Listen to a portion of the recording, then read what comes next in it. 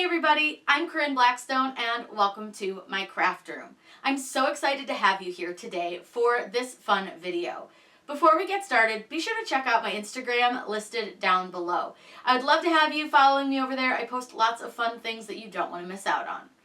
In today's video, we are going to go over some things that I see a lot of questions about, which is sublimation paper.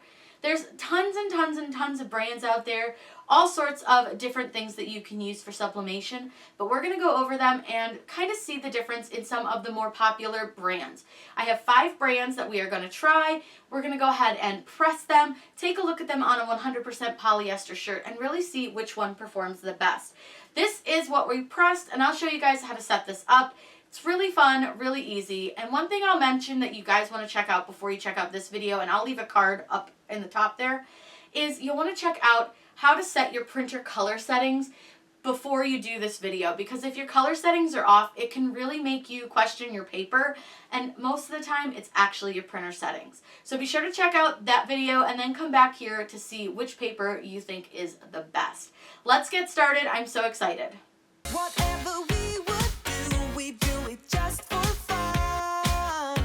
I'm going to use Inkscape for this just because it's a lot easier, and all I did was searched rainbow gradient on Google, and I just found this little rainbow gradient stripe. I wanted to do it this way, that way it kind of covered all the colors, and it would maybe be a little bit easier for us to see the differences on the different paper. So what I'm going to do is I'm going to print these all individually, but all I'm going to simply do is just add the text at the bottom, and I'm just going to note what brand paper it is. And all I'm just going to do is just kind of put it close to the little rainbow. That way it's really, really, really close. So I'll show you printing the koala paper, like how I'm going to set this up to print. And I'm going to do everything with the exact same print settings. That way everything's going to be all the same. It's all printed from the same printer, the same ink, and we're going to press them all at the same time. It's just going to make it a little more, I would say, like scientific by doing it that way. So what I'm going to do is go to File and Print. Now, in here, I'm going to choose my ST4000, which is one of my sublimation printers. All I'm going to do is click on Preferences.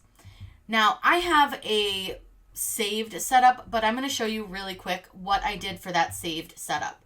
So the first thing I'm going to do is I'm going to change my paper type over to Premium Presentation Paper Matte. And I'm going to change my quality over to High. Make sure that this is selected with color. Now we do need to go into a few more settings just to make sure that everything is up to snuff. So I'm going to go into More Options, and I'm going to first turn off High Speed Print. And second, I'm going to go ahead and turn on the mirror image since we will have text associated with our designs.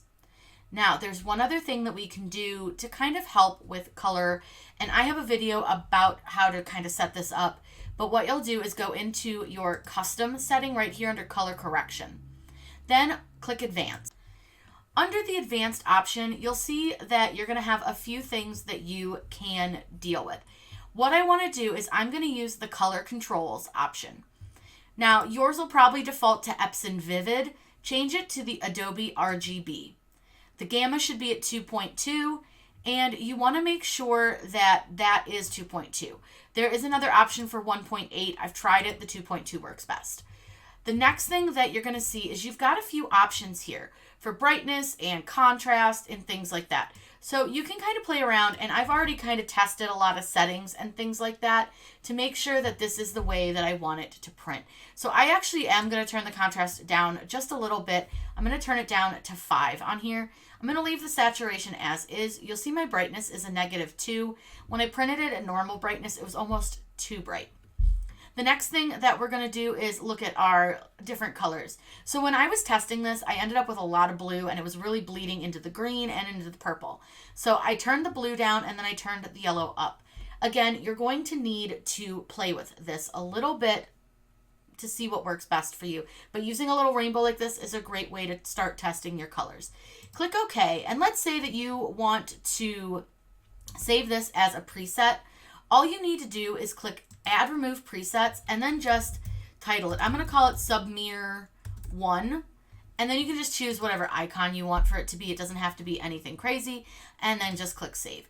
Now we're going to use that for all of our prints that we're going to do on these different kinds of paper. So once you've saved it, just hit close. You can go ahead and make sure it's selected here, make sure mirror image is on, and click OK, and then click print. We're going to print on the koala paper first. I'll get all of them printed, and then I'll show you guys putting them on the shirt using the heat tape and all of that, and then we can press. So for this, we're going to be using a CRICUT brand shirt. These are 100% polyester.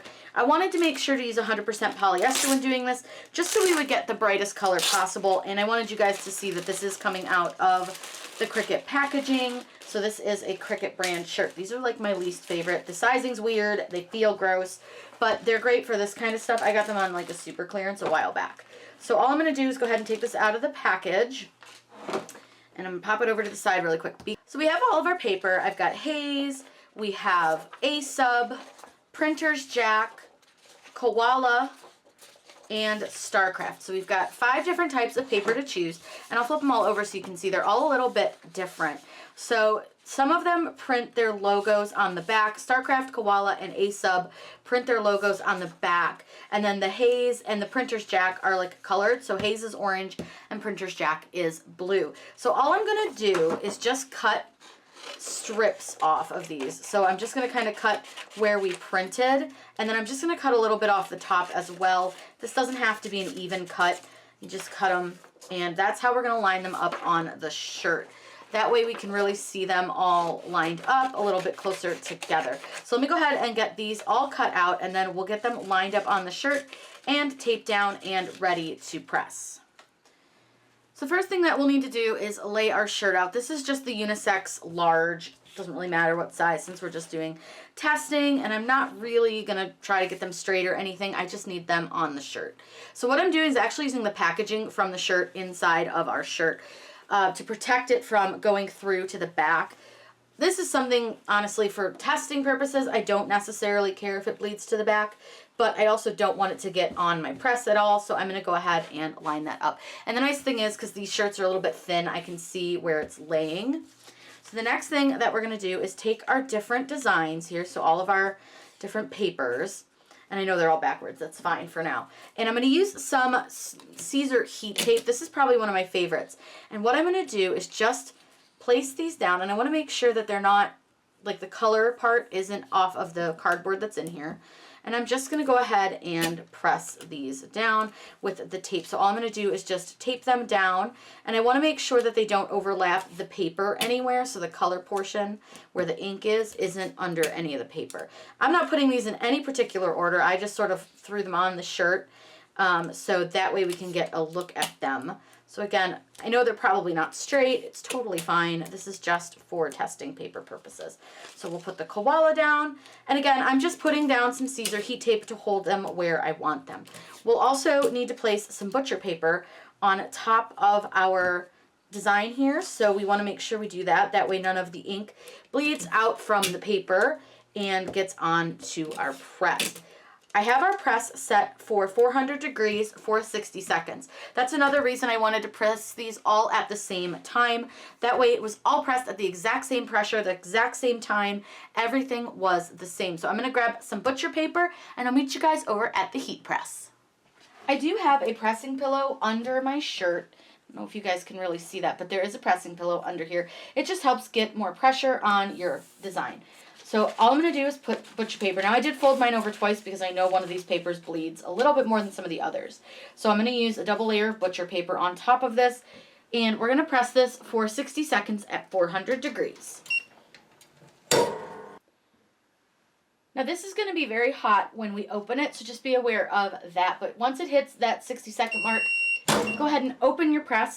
I am going to move this over to our table and take off our taped designs so that we can take a look at the differences. Alright, I've moved this over the table just so that we're not trying to work on the heat press and you guys can really see. So you'll see that we have them all here, ready to peel. I'm just going to start at the bottom and kind of work my way up. Now they are still pretty warm, so I'm just going to try to carefully peel them without burning my hand because they do come out really, really, really warm. So all I'm going to do is just pop those off. And sometimes the tape stays behind. It's totally fine. I wouldn't worry about it. No big deal. So here is what we have, our finished look. Now, honestly, I don't see a ton of difference just right off the bat. But I will say, from really staring at them, the Printer's Jack and the StarCraft Black seems to be a lot more black. So a lot more true to that black color. The A-Sub is a little bit lighter in the black, and the Haze is also just a bit lighter in the black. Now, looking at our color profiles here, I can see the StarCraft has a really nice definition here between the purples, and so does the A-Sub. The A-Sub really is giving us a good definition right here. The Printer's Jack is a little less defined. Now over here in like the orange and the yellow, again, the A-Sub and the StarCraft really performed beautifully with those kind of variegated colors. I think the Koala did okay. The Printer's Jack is a little more muddled as far as like the color bleeding is concerned together. But so I really think they're all pretty good. I wouldn't say you could go wrong with any of them, but if you're looking for something that's going to give you a lot of really true color, I think the Printer's Jack's a really good option, and as is the StarCraft. I think A-Sub is a little bit dull compared to the others. It's showing a little bit more white through it, but I do think it has a decent color definition. I think it's just not quite as bright. So I would say you're pretty good with StarCraft, Printer's Jack. Those are going to be my two personal favorites from our little test here. Now, I did use StarCraft ink with this as well, just in case I didn't mention that earlier in the video, but I used all the same ink and the exact same printer and the exact same printer settings. This was something else that I wanted to make sure to show you. So this is obviously what printed on our shirt, and then this is what's left over from the print on the paper. The one thing that I'm going to really point out, remember I said the A-Sub wasn't as bright? Look at how much ink is left on the paper. That's a lot left over, and I don't love it. I think that's a lot of ink that they left over, which is why you're not getting such a bright print. Also, you can kind of see that the haze, the color portion, it really left a lot of this red behind. It did the same with the Koala, and I remember I said that it kind of looked orangey. Well, it's looking orangey because there's a lot of ink left over. The Printer's Jack really didn't leave a ton of ink. Haze did a nice job with leaving not a lot of ink, but I do think that, again, it's kind of a little muddled over here. And then StarCraft did a pretty good job with not leaving a lot of ink behind. But the A-Sub really is the brightest with all that ink left behind, and I'm not a fan. I don't think that that's great. So while A-Sub isn't necessarily terrible, I just think that out of our options, it would probably be my least likely to choose. So I hope this will give you guys just a little bit of a look as to, the differences in some of the papers. It's not always your printer. Sometimes it is your paper. Sometimes it is your heat press. When doing sublimation, it's really important that you kind of test things, play around with it, and really get to know your printer, your paper, your computer, and your heat press, because those can all be things that really affect the way that your sublimation print comes out. Now, I will say, again, really test it.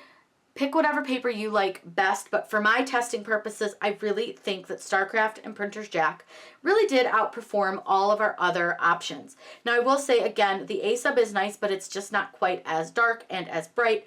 I think the haze is just a little bit less defined when it comes to the variegation.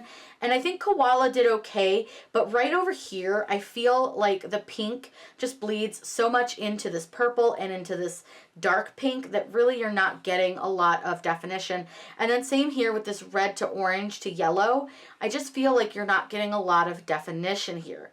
Again, I think all the colors are great. I think they all performed really well. We didn't get a lot of bleed out from them, and I'll show you back here if you guys can see. Hopefully you can. We did get a little bit of bleed from the StarCraft and from the A-Sub.